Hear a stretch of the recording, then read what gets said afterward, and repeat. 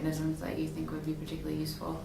Well, I think the essence of neoliberalism is the idea of freedom of trade, and of course the markets. Right. The idea of opening markets and providing all the necessary measures, legal, structural, and institutional, in order to facilitate the movement of products, the movement of commodities through borders.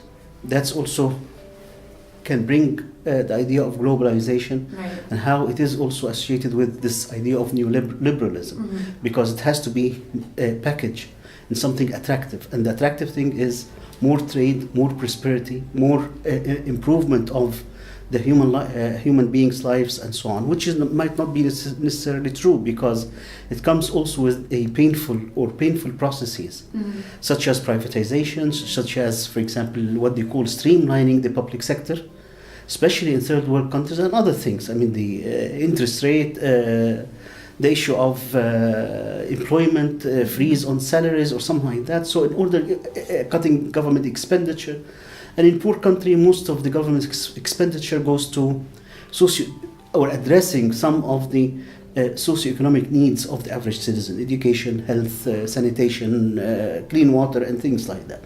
So it comes usually at the expense of something else. Right. Now, the recycling is, when you look at neoliberalism globally, because, and this is, I think, is remarkable, because it reflects also the ability of such systems, the idea of markets and so on, to keep resuscitating, coming back again to life. For example, 2008, the financial meltdown, that should have finished this whole notion of exactly the system of like the corporates and the flow of assets and stocks and stock markets and all that. As a matter of fact, they became even more powerful. Now, where is the recycling in this? The recycling is happening at the expense, or who's paying the expense and who's recovering first. Because when you are a capitalist system, well established, you can recover very quickly, because you have the institutional, the government backing, the measures that have been taken even under Obama. He has taken so many measures that what we call bailing out corporate and financial companies and so on. This didn't happen in Athens, in Greece, in Spain, in Italy, in Asia, and so on, in other countries that got affected by the financial meltdown. Now, they recover very quickly, they recycle the issue and the problem, and then they kind of reproduce the poverty and the unemployment somewhere else. Yes, we talked about so many different manifestations of inequality. And also absence of freedom that affects, of course, the freedom of the individual to move, to dream. Let's say even the basic kind of human instinct is just to dream, to aspire, to have expectations, to have hopes.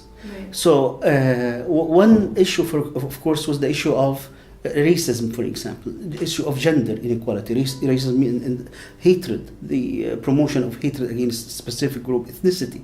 All these, we talked about so many things, even education, right, and access to education, access to health, access to care, and so on. So citizenship is one way. It's not, of course, the final solution for all these questions or issues, but it's one way of at least approaching the problem from a proper, sound, philosophical value, in terms of value, because citizenship rests on value, or in a set of values. One is individualism. We are all one vote, one man, or one man, one vote, and also the issue of equality, that we are all equal. So this is the two basic essential components, and then other things, nationalism, but in the end that all boils down to, once we recognize the right of each and every individual.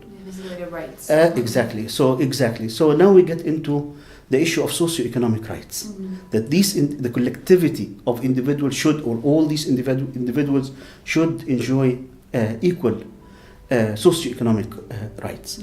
Of course, not in the absolute term. Nobody gets the same education, nobody gets the same housing, nobody gets the same car, but at least the opportunity, the access, exactly, the opportunity, the access, and also the freedom. Like in the end, you don't want to be, for example, like the way many capitalist systems operate, that you spend your life, as the expression goes, from cradle to grave, paying for your debts Right. to the banks, for your car, for your house, for your university loan, education loan. You cannot do this. I mean, like, exactly. How many years? 10 years, 15 years? Mortgage for 30 years? You are, for example, 50 years old and buying a new house with a mortgage of 30, which means that definitely you will die before your house. Right. Your mortgage is dead. You see, so this is, you also don't want to have this kind of, system that's perpetuating your also enslavement to socioeconomic conditions and socioeconomic strings.